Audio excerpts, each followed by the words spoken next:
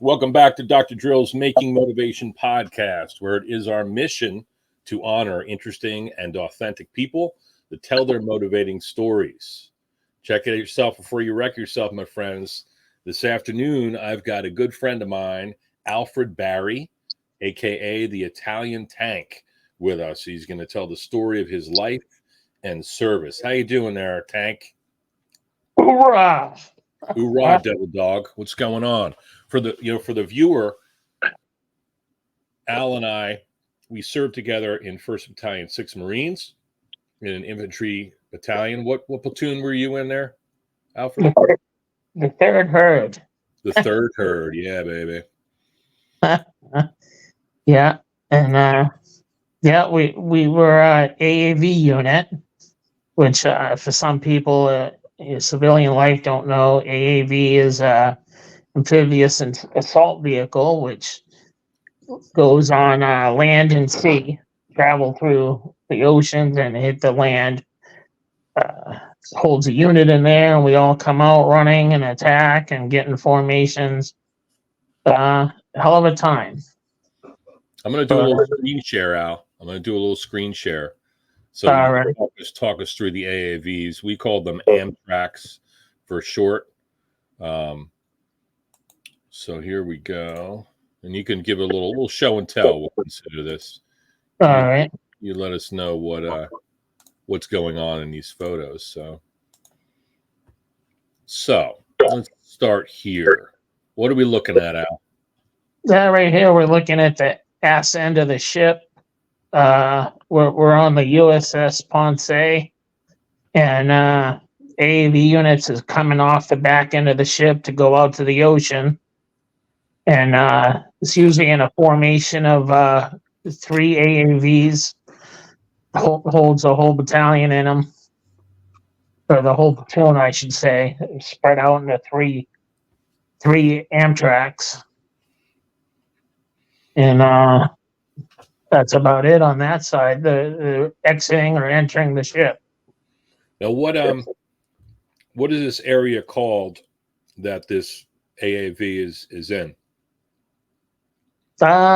I don't recall offhand. I want to say Squad Bay or something. Is that the well deck? The well deck, yeah. And what is going on out here? So this is the ship, and why is there water in here? Yeah, because as they're opening the doors to let us out or come in, water is going to enter from the ocean. And then we splash out into the whatever body of water is, right? Yeah, or either splashing out or coming in, either one. Now, what is it like to be riding around in those things?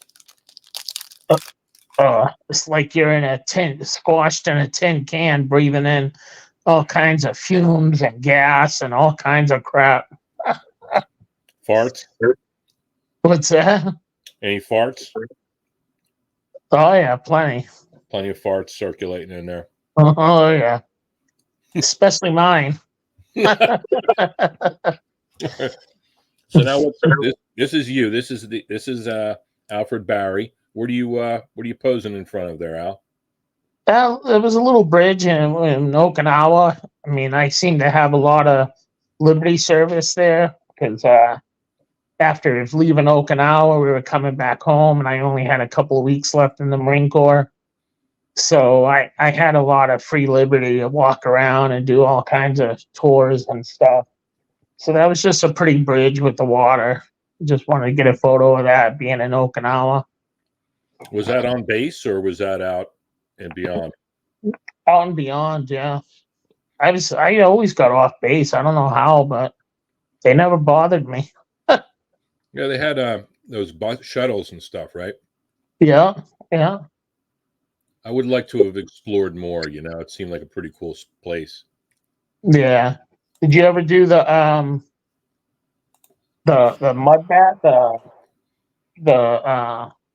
What do they call it? Oh, it's called like the Mama San bathhouse. Bathhouse, yeah. I never did do that, man. I never did get to do that. You? Yeah, no, I did it. It was good. What does it entail? like when you first walk in, you walk into a pool that's uh about waist deep, and you just stand there, and the mama san, she's like washing you up, she brushes your teeth, she scrubs you all down, and then you go into another pool where you just wash everything off, and then you're waiting to get a massage done, and then in between, like you're waiting probably a couple hours because a bunch of guys are getting a massage, so you could like order food and snacks and all that, or eat at a restaurant that was there. So it's kind of casual. And then when you get the massage, then of course they ask you, you want a happy ending with it, but I didn't get that far.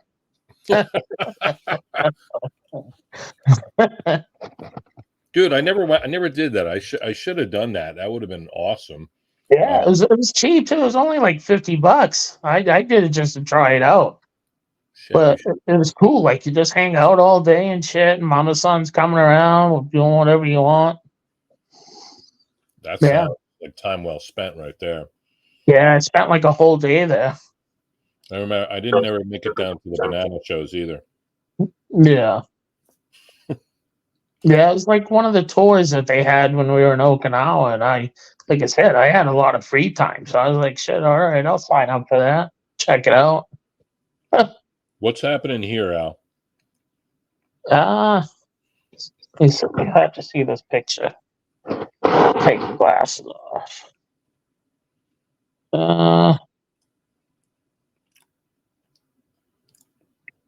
Is that? Oh, that's when we were in Italy, and I did a tour with it was a school, but it was like all Catholic school with like the nuns and stuff, and they needed a translator, and I understood Italian, but I couldn't really speak too much of it, so I kind of tried to translate stuff into English from what they were saying, and they brought like all the kids there, and we served them lunch and everything, and they got to see what it was like being on the ship and stuff. And then cool. Yeah, it does seem that's the mess deck, right? That's on the ship. Yeah, they got to come on and experience what it was like, and they had lunch and stuff. But it was basically a class that was from the Catholic school with the nuns and the priests. That's pretty cool, dude. Yeah. And what's going on here? Is that the back of Air's head? Yeah. I know how. Don't ask me how I know what the back of Air's head looks like, but I would. You can't mistake Wally for anything. That's true, man. That's true. So what is happening here? Where are we? That's in California when we were doing CAX training, and we were getting on the buses to head to Camp Hollywood there, the Hollywood Marine Camp, and we were doing our cactus training there. Trained us for the desert, and we did it was all live ammo and everything. Yeah, that's pretty fierce. CAC stands for, to the viewer, that's Combined Arms Exercise, and so it's one of the few places in the States where you can go and drop your munitions, and the infantry run around, do their thing, get all your vehicles out there, drop bombs, and play war, all that stuff. It's a good training. Yeah, we actually lost a guy out there. You remember that? When the Humvee rolled, huh? Yeah. Yeah, that sucked. Yeah. He was in the turret or something like that, and he rolled his Humvee. Yeah. That sucked. So what's going on here, Al? This is when we went to Italy, and there was another tour where if you wanted to go to the Vatican and see the Pope, like give a mass. And I volunteered for that. And after that, I met a couple of girls that were there sitting next to me. And they saw I was a Marine, and they kind of liked me, and it was kind of like a thing. And after the mass, we had like, I guess, 4 hours where we could walk around and tour the Vatican and stuff. So they kind of took me under their wing, and they took me on a couple of trains and a couple of buses, and they kind of toured me all around Italy in the time that I had, and then brought me back to the bus to go back on the ship. That's a pretty good gig. You remember her name? I do not. No. Well, there was a couple of them. There was another girl. They were sisters, and I guess they were living there for the summer. They go to Italy every summer. They got family out there, so just happened to kind of hook up with them to where they knew like all the sites, you know. So they were taking me to a few sites, to check it out, and got some pictures and stuff. Cool. So, yeah. Remember, dude, I don't know if we were on the same bus going out there. I don't remember going to Mass, but I do remember the Sistine Chapel and all that. Were you on the bus where like the friggin' Force Recon guys like were pissed drunk and like basically commandeered the bus, and the chaplain was giving them shit? No, I don't remember that. I don't think I was on that one. Yeah. All right. Next. Okay, so now describe to me what we're looking at here, Al.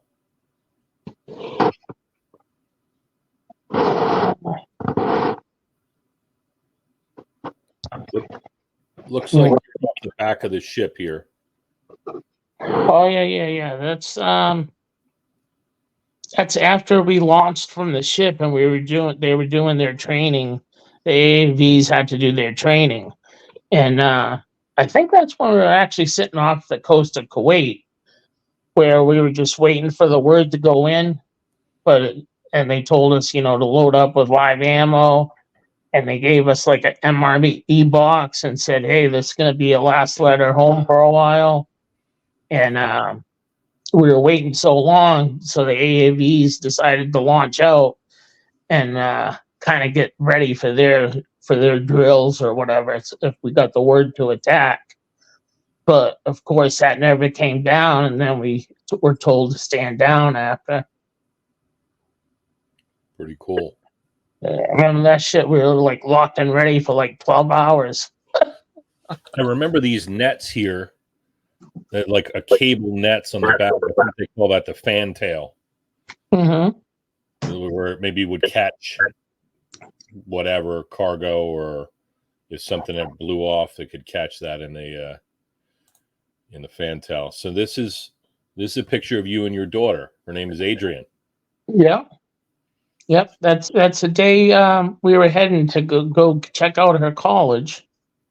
It's crazy how time's flying. She's already about to graduate high school and go right off to college here, and she's going to Keene State here in New Hampshire. That's awesome. So, what's she thinking of studying? But she's actually taking up film and photography. She wants to direct and do horror films and stuff. So she might be the next Stephen King. I don't know.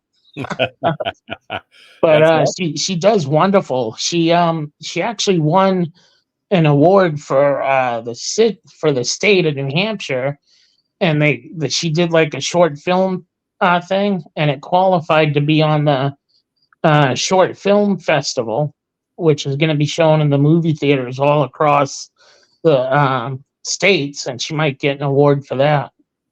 That's outstanding, man. So I mean, that's pretty amazing for 18-year-old, and she's really coming into her craft, and she's done well, and she won a few scholarships for the film, for doing film and photography, and she just really gets into it. She loves it. So I'm glad to hear that, man. I wish her the best of luck. She's beautiful. I remember seeing little pictures of her as a little girl.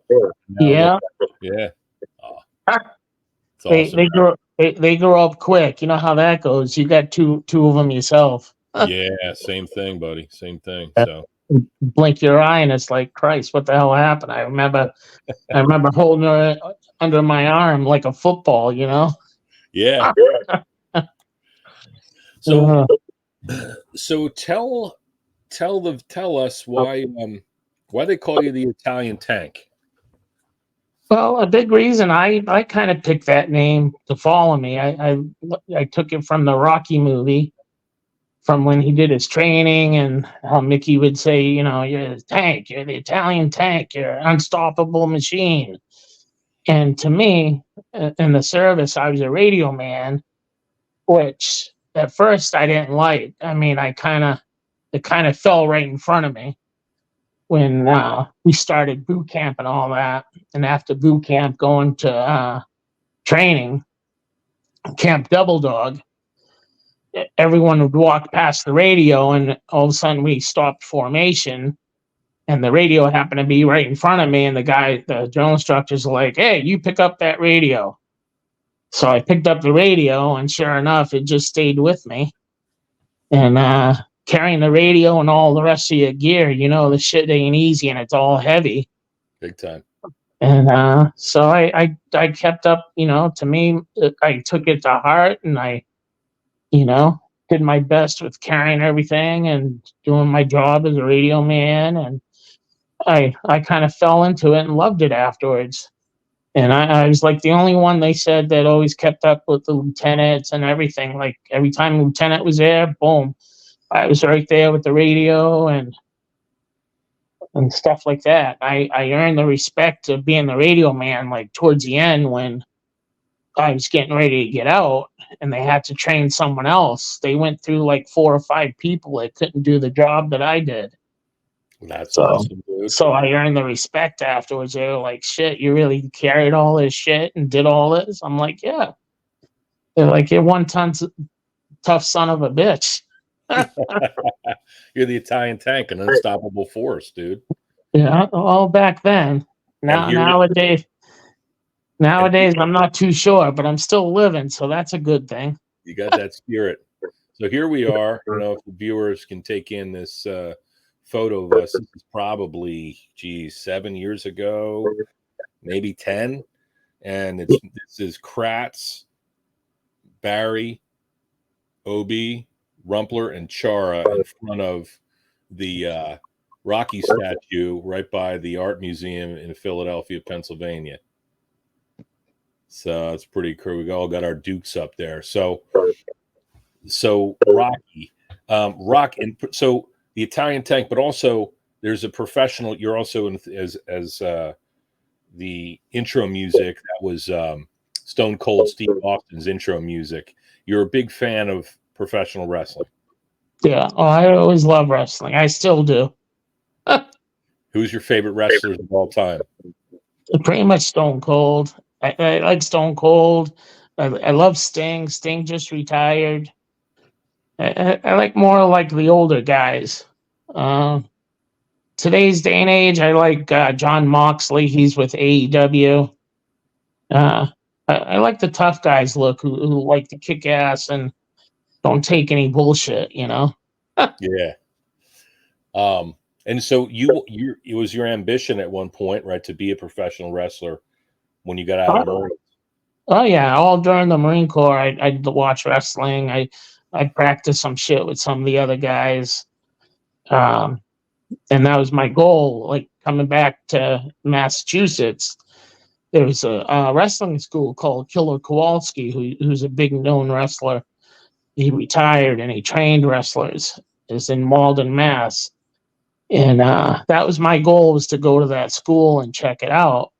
But unfortunately, as I got out of the Marine Corps, you know, being in the Marine Corps, they pump you with so much Motrin that you don't feel the pain. And then as we got out, I stopped taking that Motrin and naturally, you know, started feeling the pain again. So my back was hurting. Had a couple of broken ribs from doing a bench press competition in Okinawa, which was right before getting out. So I just needed time to heal.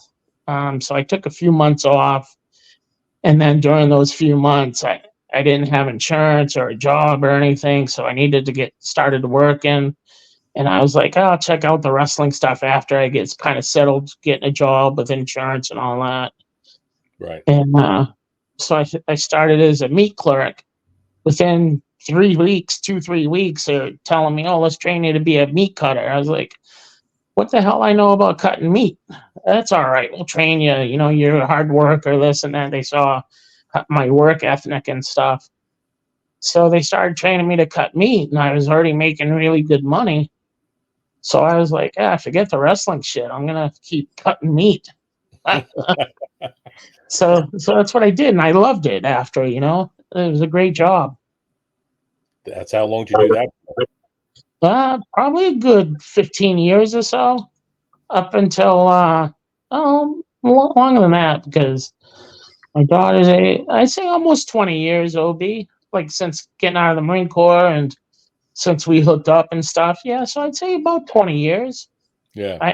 I moved up pretty quick. I became meat manager and then unfortunately I had a bad thing happen to me. I ended up getting a kidney failure. So I ended up retiring early. I quit cutting meat, and I got put on dialysis, which I do 3 days a week for 5 hours. So sometimes that's why I feel a little weak at times, and it's a job of its own. Just going to dialysis and sitting there for the 5 hours. And what they do is, because I don't urinate at all, so they're basically taking all the fluid that I put in within a couple of days of not going to diet. So they remove the fluid and they're cleaning my blood for the 5 hours, which obviously isn't enough, because when you have the kidney, your kidney's working 24/7, and to where I'm only getting a kidney that's working when I go to dialysis for the 5 hours or 3 days a week. So that's kind of where I'm at now. But I look at everything as a positive. I mean, I'm still living. I still live a good life. I do a lot of fun things. I go to a lot of concerts. I go to shows. I try to keep active. And that's the other thing. Thank God to the Veterans Foundation, Ticket Foundation. It's a site that all veterans, they can go on in your area. They have shows and stuff, and you can get tickets pretty cheap. So yeah, we're gonna plug that, dude. We're gonna plug that and share that with the video, because I know that you pass that on to me, and it can be a great help to people. And it's an important benefit. You know, every little bit counts, and so I know that I had long admired all you would be going to a new event every week. It seemed like you had something new in the. I'm going to go see this. I'm going to see that. You know, a new show or whatever. What are some of the shows that you saw? Pretty much a lot of rock shows. I've been to a couple of country shows. I mean, I take advantage of it. I go to whatever they have tickets on, and if I can make it, I go to them. You know, the summertime, there's times I went to like 3 shows a week. Wow. Oh yeah. That's pretty awesome. No, yeah, no, I loved it. You gotta live life, you know.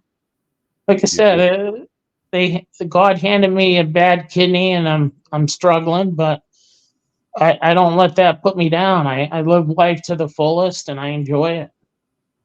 You do that, and I really that's I've taken notice of that. You really seem to live your best life. You have a very positive outlook, and so I think people can benefit from hearing your story. Yeah. You had, so you mentioned the bench press competition.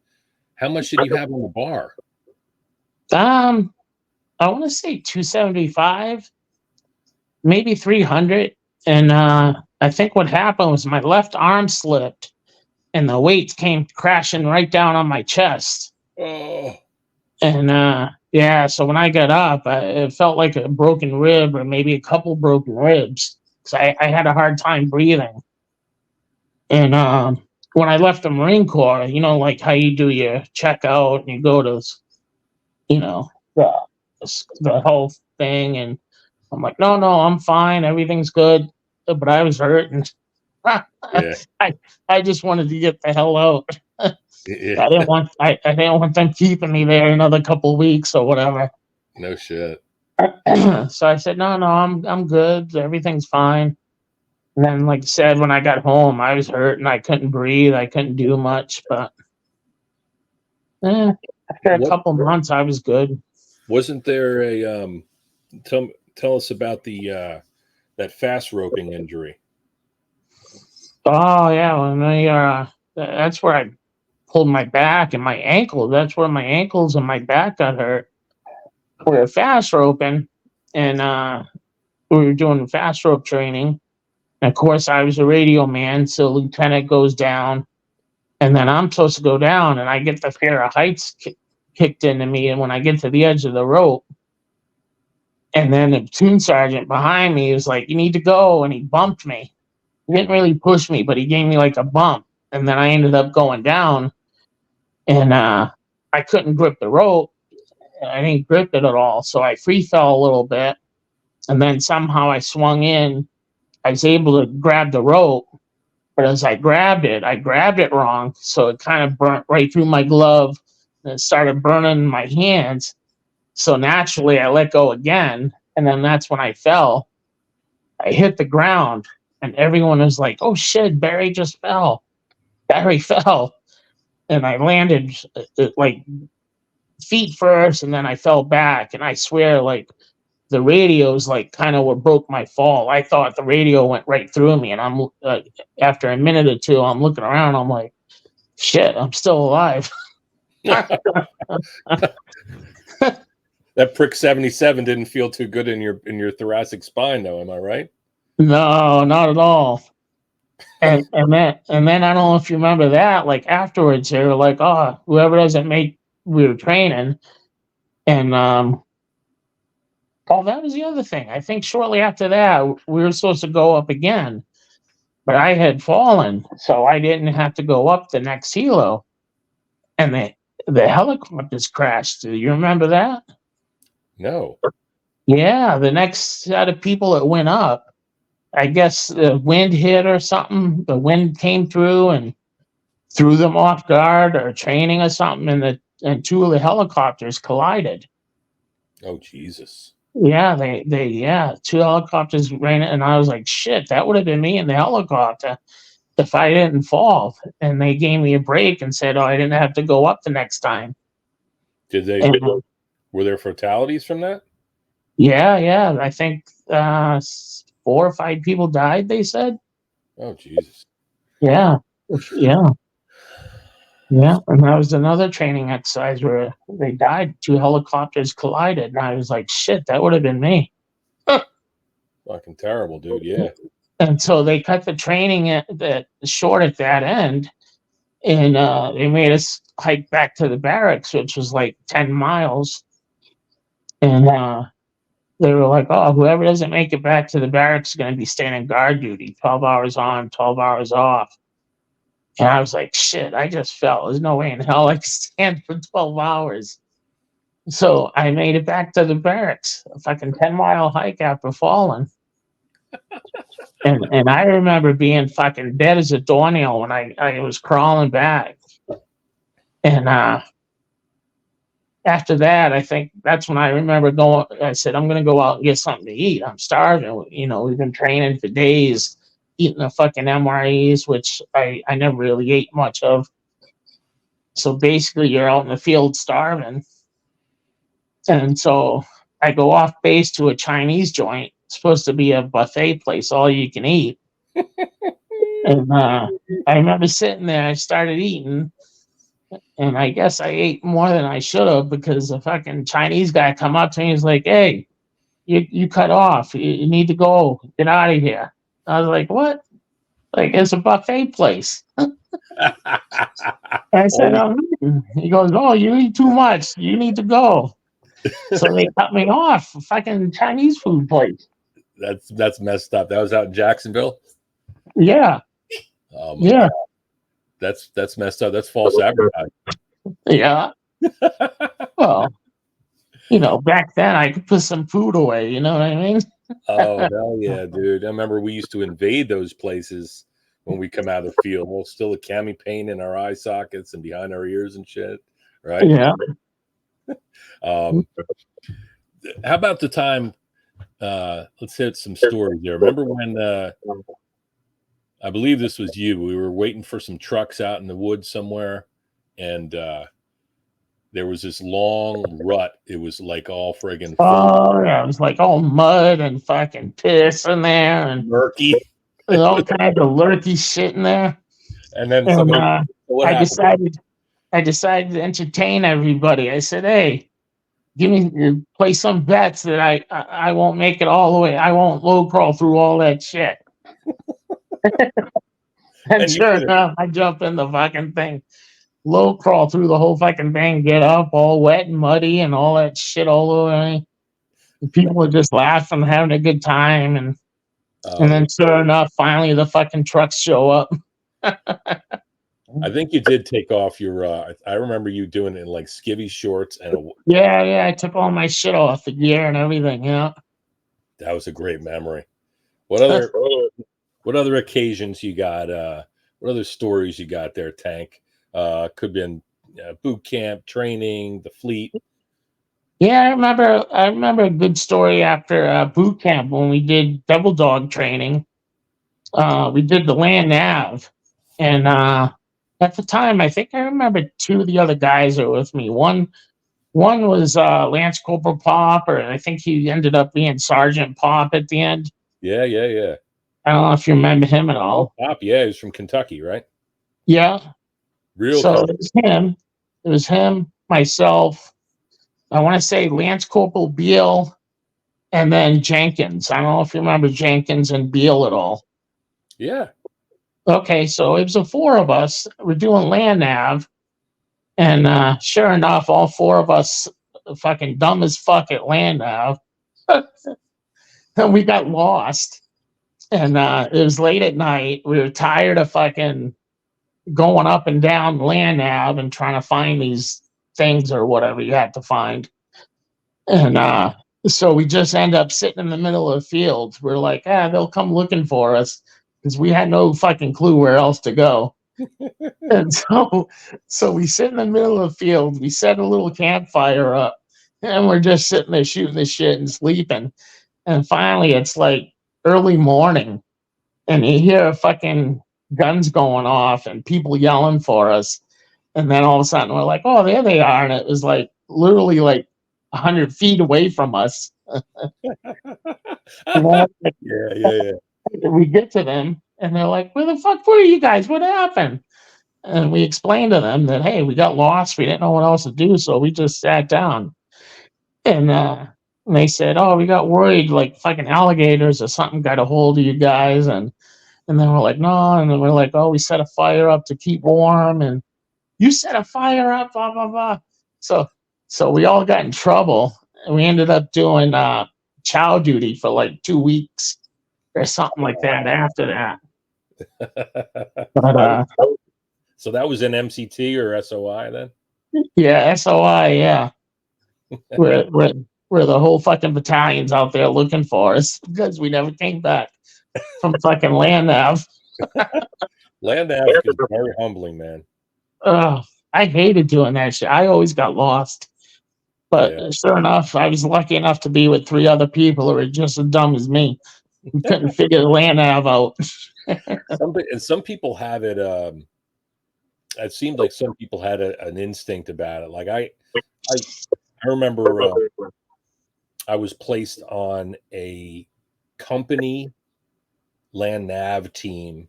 They had these like handheld GPSs that were like, looked like the size of a lunchbox or something like that. Yeah. Pretty big, and you stick your hand through the little thing in the back, and then we could use those to at least find our position if we got lost. But I mean, I remember like hundreds of guys, hundreds of Marines in our trail, behind us in the middle of the night, and trying to find, make sure that we were heading in the right direction to the objective. And it was really, really humbling. I got lost my share of times as well. Yeah.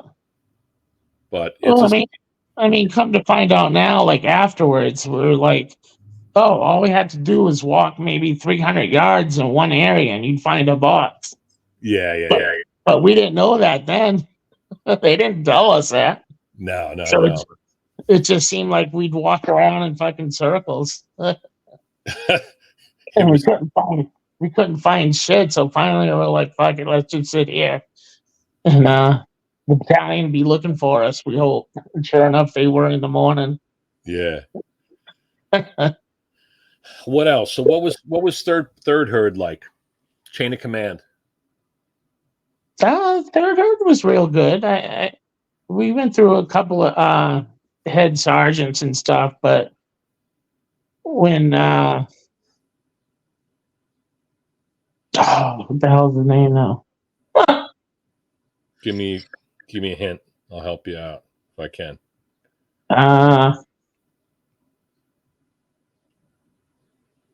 The last sergeant we had when we went to Okinawa, and then he ended up going into. He was good friends with Sergeant Bari. Yeah, Baker. Baker, yeah, Sergeant Baker. When we got him, he was great. He was like a father I never had. He taught me a lot of stuff. I was a little older than most of the other guys because I had joined the Marine Corps later than usual. Right. I was like 23 when I joined, and most of the guys when I went through boot camp they were like just out of high school.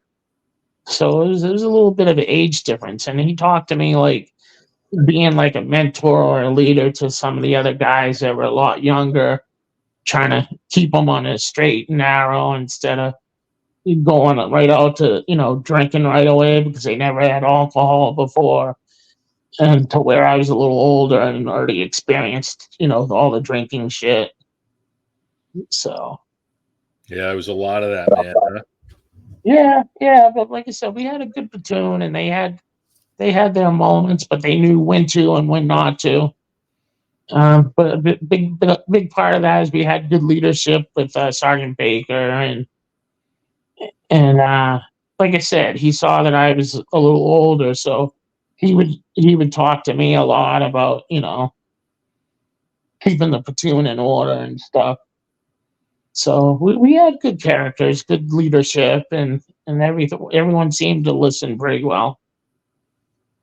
Outstanding. Who were your roommates? At the time, I had a younger guy called Phillips, Lance Corporal Phillips. Tall? And, who? Tall, fair-haired? Yeah. I remember him. Yeah. And then, some of the other guys I was close with, like Jenkins would be the next room over. I think Sergeant Bartimus had his own room because he was a sergeant at the time. He was a good dude. Yeah.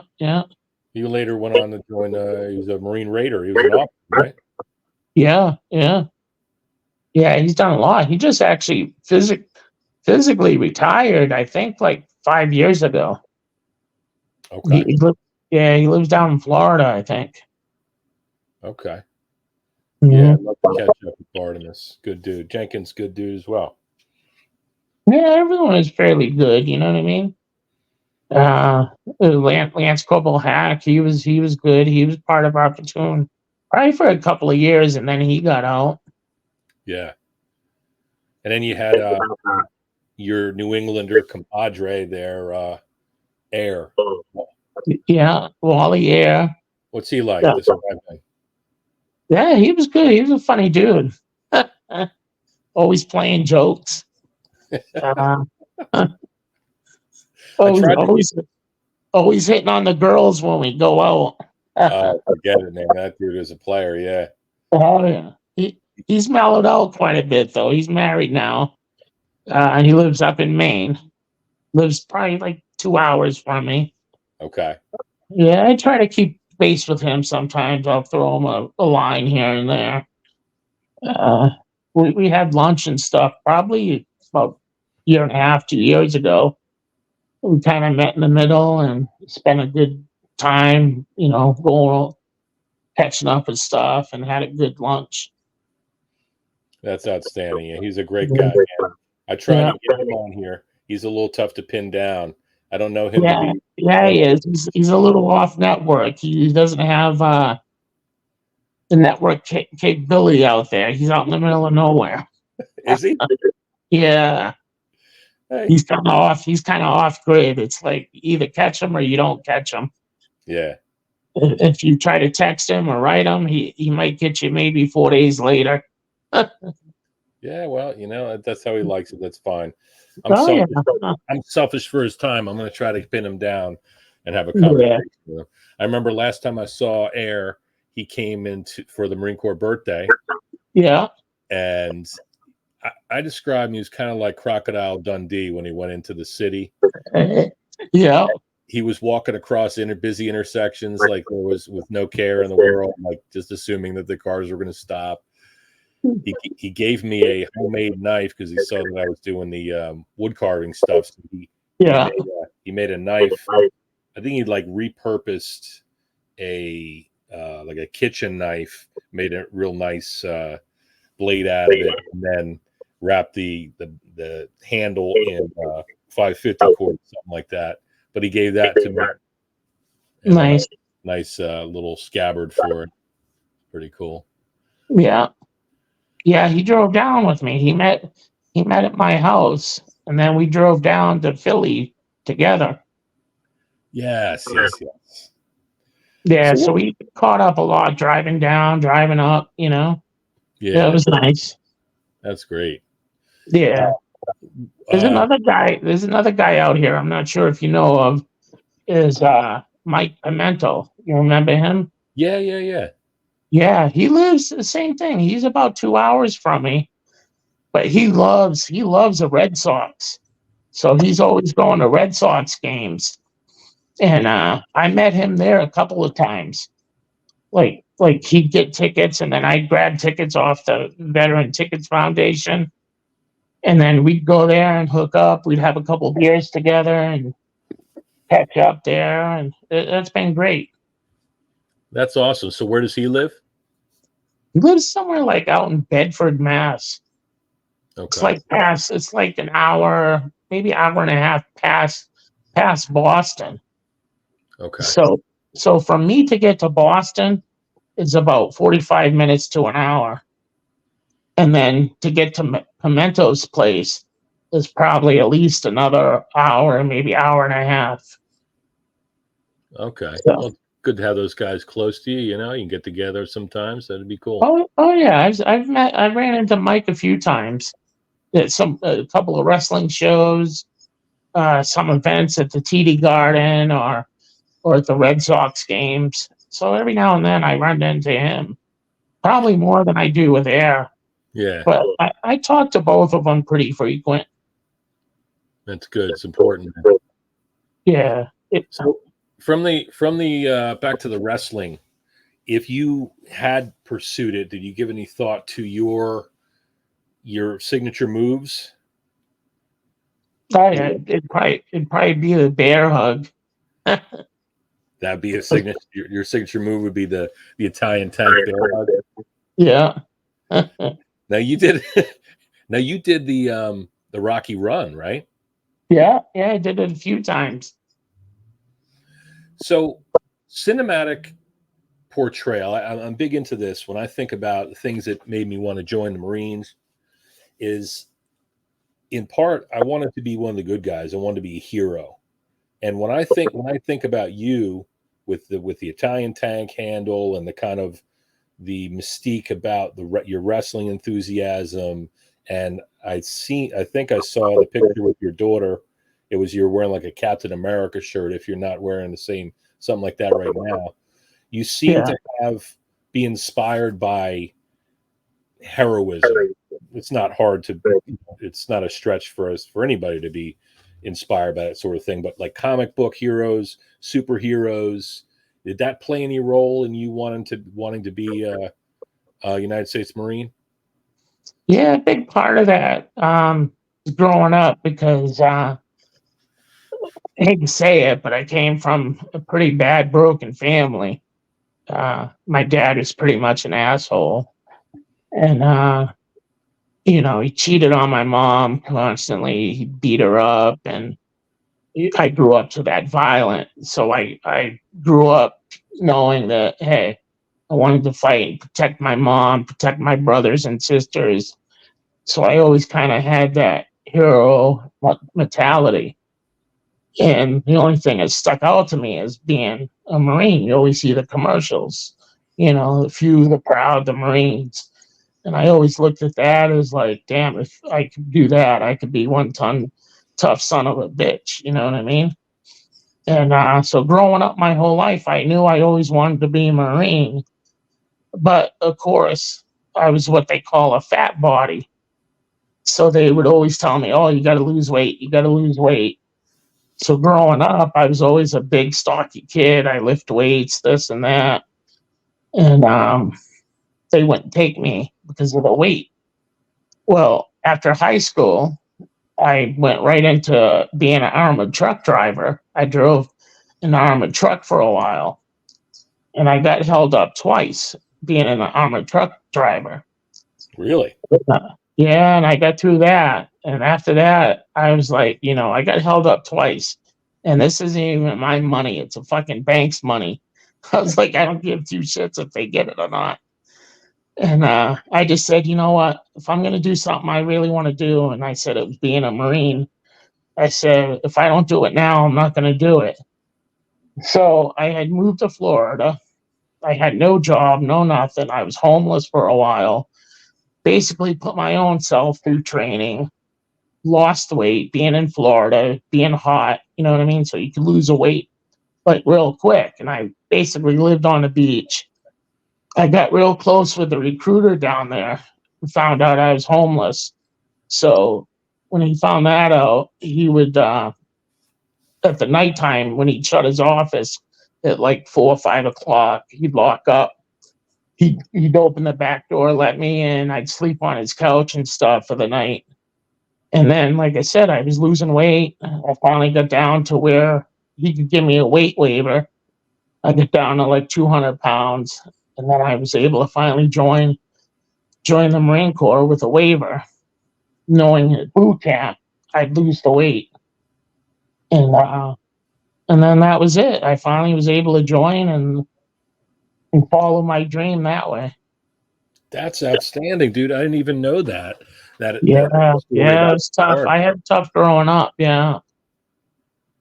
So that's phenomenal. What a great story that you wanted to do that so badly that you were able to go down and, I mean, being homeless and realizing your goal, and that the recruiter helped you out, gave you a place to sleep. Yeah. Yeah, at that point, like I said, I was rock bottom. I was homeless. I had nowhere else to go, nothing else to do. So I said, if I don't do it now, it ain't gonna happen. So then you go to boot camp, and how was that? I mean, you obviously at that point, no matter what they threw at me, OB, which I didn't know what to expect. I figured it'd be hard, but I didn't expect all that shit. But I kept telling myself, no matter what they throw at me, it's not going to break me. I'm gonna get through it. And I had my hard times at boot camp. Like I was still a fat body, so of course when you go through the chow line, I was what they call a fat body. So they would have to check my plate before I could eat it. So there were times a recruiter wouldn't come up and check my plate. And then everyone else, they'd get called out to get in line in formation to go back to the barracks. And I'm still there holding my plate. And I'm like, what the fuck?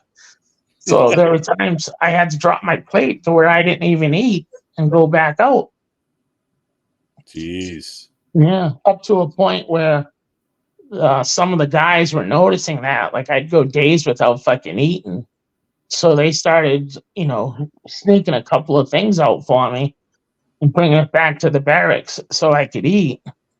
And I remember one day we got caught, and they were like, "What the fuck's this chow doing in the squad bay?" Like, they said, "You stealing from the fucking chow hall now?" Blah blah blah. And then they'd send us out to the fucking sand pit. You remember that shit, right? Well, yeah. They send you out to the sand pit where you're doing all these exercises, rolling around like rugrats. And now you got sand all over you, sand in your ass crack and everything. And And then you go in and they say, all right, shower up. They turn the waters on for like 2 seconds. Or either that, they tell you, soap everyone up. Like you have to soap your buddy up or whatever. And they soap you up. And then they say, all right, shower's on. They turn the showers on for like 2 seconds. And now you're going to bed with fucking sand and soap and everything else in your crack ass. And yeah, good old times, right? Nasty.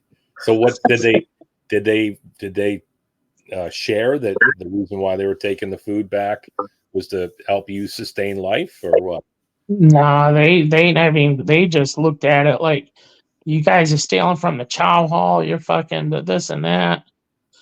I mean, they probably knew why, but it was all, it was all a game, and that was the shit we went through. Oh, big time, man, big time. Yeah, and I think shortly after that, they were gonna throw a blanket party on me once because I kept fucking some shit up, like with the drill. I could never get the drill right, and they were gonna throw a blanket party on me once, and I think Sergeant Bartimus at the time talked them out of it last minute. He came and told me that. And I thanked him. He looked out for me, that's for sure. That's great. Yeah, he was that type of guy, man. Just a good fucking dude. Yeah, it came pretty close. Came pretty close to where I was going to get a blanket party. I'm sure you would have put up a fight. For people that don't know what a blanket party is, they load up bars of soap on a fucking blanket and everyone comes around taking turns whacking you. So I was lucky I didn't get that. Yeah, thank God. Yeah. How about hazing when we showed up at 1-6, man? Oh, yeah, hazing every time you showed up, and then every time someone, or if you get promoted, you walk down the halls of fame. Where they form 2 lines and you walk down the middle of it and everyone punches the shit out of you. Congratulates you on your fucking promotion. Bar, what's some of the hardest training that you took part in while we served? The hardest part was I'd say getting through boot camp. The 2 things I couldn't do right away was qualify at the rifle range and the swim qual. The rifle range, I could never seem to hit the targets right. And I actually fell behind almost a week and a half to 2 weeks of boot camp. So I actually did like 15 or 16 weeks of boot camp because my original platoon that I got assigned to at boot camp, they moved on and I fell behind 1 week. And I had to redo the rifle range. And then I finally passed that. And then they're like, oh, you didn't pass your swim call. So they bumped me back another week so that I could go through the swim call again. And then I finally passed the swim call. And then I remember that there was a sergeant at the time called Staff Sergeant Smoot. I don't know if you ever heard of that name or familiar with him. He was a real prick. And he turned around afterwards. He looks at me and goes, Barry, you could shoot. Barry, you could swim. I suppose you think you're a fucking Marine now. I said, yes, sir. I said, yes, sir. And then that was it. Shortly after that, I graduated. Awesome, dude. You made it through. Yeah, but like I said, no matter what, I said to myself, I'm going to do it, That's the spirit, bro. That's the Marine Corps work ethic. That's what you signed up for, and you pulled it off. So, yeah. So you get out. You what is it? 97. Then you got out in 97 as well. Yeah. And June of 97. Yeah. And so we're talking. You mentioned about the butchering. What is that? What is that like? What's the day in, day out of being a butcher? Well, I'd start my morning usually about 4 a.m. Start breaking a load down of like 200-300 pieces of meat.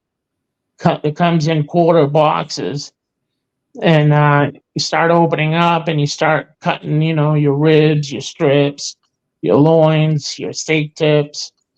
Basically, we'd have like a butcher shop, so we cut for the butcher shop first, all kinds of the meats, tenderloins, your flank steaks and all that. We cut it all out by hand, set it up, and then we just start cutting for the meat case for regular customers that come in and grab their meat for the day. But yeah, I used to work from 4 a.m. till about 1:30 in the afternoon. I love that schedule. I'd be home just in time for my daughter to get out of school, and like I said, I was able to spend a lot of time with her growing up and everything. That's awesome, because as you were describing, you didn't have the best upbringing. No, I definitely knew that, and so you're the dad that you didn't have. Exactly. Yeah. Yeah. Made sure she had a dad, and she still does. We still. I mean, nowadays it's a little harder. She's kind of her own, and she's more like with her friends, which is natural. But up until she was 13, I'd say I was with her, 24/7, and we did everything and anything together. She got a lot of good memories, and that's something I never had growing up. Not at least not good memories. Mission accomplished, my bro. Yeah. You done well. You raised a good human being. Yeah, I certainly hope so. I mean, I gave her all the tools, and now it's up to her to function, and I'm sure she'll do well. So That's all we can ask for. You said horror. She's into horror. Yeah, a little of everything, but mainly the other night she told us she wanted to go into making horror films.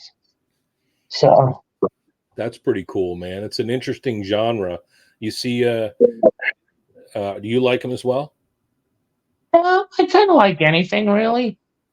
I don't have a particular, if I like horror, action, love story movies, whatever. I'm a little of everything. Yeah. There's this show, it's a series. I'm trying to think. Is it called Them or something like that? Holy shit, this is good. It's good. So there's two seasons. I think there's a third one that's inbound, but it was a really good series. Kind of suspenseful, not crazy horror, but I thought it was a good concept. And then there's I don't know if you saw The Haunting of Hill House. You see that series? No. The Haunting of Hill House. Well, anyway, I wish her luck. I hope she is the next Stephen King. Yeah. It's pretty cool. How about Mrs. Bari? She does all right. She's a case manager. She works with case people, but lately she's been working with me, like the VA, since I got 100% disability now. So basically, they pay her to take care of me. She does well. She goes out. She takes care of herself. She likes doing her hair, her nails, the typical woman stuff. She likes going to a lot of stuff with me. We spend a lot of time together. We're, like this morning, we had a nice breakfast, and then we'll go to shows together, and we just live a good life.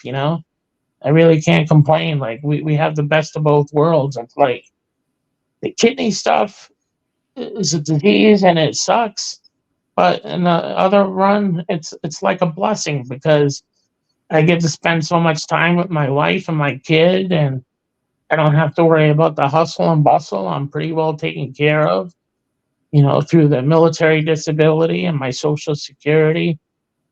I can't complain. So, and a lot of other people, they have it hard where, they can't pay their bills or working paycheck to paycheck. And to where I'm pretty fortunate, I don't have to worry about any of that. I'm pretty good. I'm content. I'm comfortable. And I honestly could say I live a good life, and you can't ask for much more than that. I mean, despite, I'm in pain a lot, and, my back hurts, and I had 2 ankle surgeries done, and I can't walk much. But And the other term, like I said, I don't let the negativity keep me down to where I think about the pain or let it keep me from living a good life. Good. Yeah, you seem to have a really refreshing, positive mental attitude there, Barry. And it's not. I think it seems as long as I've known you, you've been that way. I remember our last encounters at the Marine Corps birthday. We would kind of pal around. We're riding bikes around Philly. Remember Yeah, that? yeah, I remember that. Everybody else, I mean, not everybody, but many of the others Most, were either sightseeing or they were in a bar already, and we were like, "Man, I can't do that another night." You couldn't do it. no. Yeah, no, I mean, especially with kidney failure, I can't drink like that. And that's where I stepped up in another way too, because I felt bad not hanging out with the guys and going pound for pound, drink for drink. So in return, I would tell them, okay, so I'm not buying drinks and sharing it like everyone else. So I would just pick up the tab for the hotel, when we go there and everyone stayed in the hotel and stuff. I would just pay the hotel fee for everyone. And to me, that was my way of saying, hey, drinks were on me that, I paid for the hotels. Yeah. So I didn't want to be left out saying, oh, I didn't contribute anything, or, oh, I wasn't around to share drinks. But it was a good time just being with everyone. It was a great time being with you. Like you said, we rode bikes and we toured the city a little bit. We went to that one place where they had everything in there. We got a dessert together. Yeah, we had some good times, man. That was time Yeah, well. yeah. So Oh, we'll do definitely great times, and I hope we could all do it again soon. I We mean, are, man. You saw that they're rebuilding Ton Tavern? yeah, I saw the notice of that. I'd like to go back and see that. That would be wonderful. That's what we're gonna do. That's 2025. So maybe we should I mean hopefully that comes to fruition. Um, Yeah, but that would be awesome, right? They get an actual authentic friggin' Ton Tavern down in Old City. yeah, definitely. Be a great place for us all to link up. So it's cool. Yeah. All right, Barry. Well, I've got one last question for you, my friend. What does Semper Fidelis mean to you? Semper Fidelis means to me always faithful and truthful to yourself and to your brothers and to the world. You see something happening, you know it's wrong, step up, you be true, and always be the right thing and the right man to do it.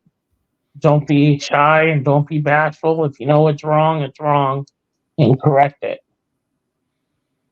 I love it, man. Truer words were never said there, Alfred Bari, the Italian tank, my friends. I appreciate my time with you today. We're going to connect at a future date. Maybe we get a bunch of guys together and we'll Yeah. get Wally on the podcast and tell some stories, and that'd be great. Oh yeah. I love you. You too, over. Thanks for reaching out and thanks for doing this with me. Of course. Now, Appreciate it. one last thing, dude. What is the name of that organization that you can get like veterans tickets for events? Oh, And stuff? yeah, it's the veteransticketfoundation.com. You just log in, and if you're not a member, it's pretty easy to sign up. It's free. And then after that, you just every now and then, if you see a show coming up in your area, you log on, and chances are it's on there, and you get tickets. I think the most you pay is like $14 for 4 tickets. Holy shit. So, hey, and basically the tickets are free. All you're paying for is the service fee. Everyone has a service fee these days, and the service fee actually goes back to the Veterans Ticket Foundation so that they can put it in the pot to get more tickets. That's all that really is. So it kind of goes full circle with that. That's outstanding. Now, what's the highest profile band that you saw with that? I saw Guns N' Roses. Badass. Yeah, they were at Fenway Park and Gillette Stadium. I saw them at least 2, 3 times. The last show I went to was in Boston. I actually saw Andrew Dice Clay. I don't know if you remember him from the '90s. Oh yeah, But yeah, I saw him, and every time I go, the tickets are great seats. that's So awesome, dude. I was just yeah, thinking, yeah, that'd be great. I mean, I just wonder if it was like high-ish profile, like fucking Taylor Swift or the Rolling Stones or something like that. yeah, we actually saw Taylor Swift probably 5 years ago, right before the pandemic and shit. I guess maybe before she was really popular now. Yeah, But she was at Fenway Park, and we got tickets to her. I didn't like her, but my daughter did. yeah. I don't So I like her either. remember, But, I'm asking for my daughter. Yeah, yeah. So like I said, we got 4 tickets. I paid $14, and we were sitting like 5 rows from the stage. It was damn. crazy. It was crazy. And then, sure enough, the second time she come around, tickets were crazy. People were spending $2,000-3,000 a ticket. Hmm. So of course, they weren't on the vet ticks then, but We'll but I take what did we see can her the get. first time around, which is cool. We'll take what we can get, Tank. Yeah, that's all I do. I look on there, and like I said, even if I don't like it's a country show or what, I don't care for country much. But to me, I look at it. Hey, if I could go see a show, I'd see a show than rather be sitting at home on my couch. Right. So I just look at it. My wife and I will go out. We'll get a nice dinner. We go see a nice show, and we're out for a few hours, and that's it. That's part of living. You'd rather do that than stay home. Yeah, big time. So I don't care what show I go to. You can't beat it when you're only paying $14. That's great, dude. For again, Veterans Ticket Foundation. I'll post that on this. Yeah, definitely. Share it because that's a great thing. I think a lot of veterans would appreciate that. So, Oh yeah, all right, yeah. man. Semper Fi to you. I love you like a brother, and I'll talk to you soon, Devil. Semper Fi to you too, Oberst. I love you too, brother. Take care. Nice talking.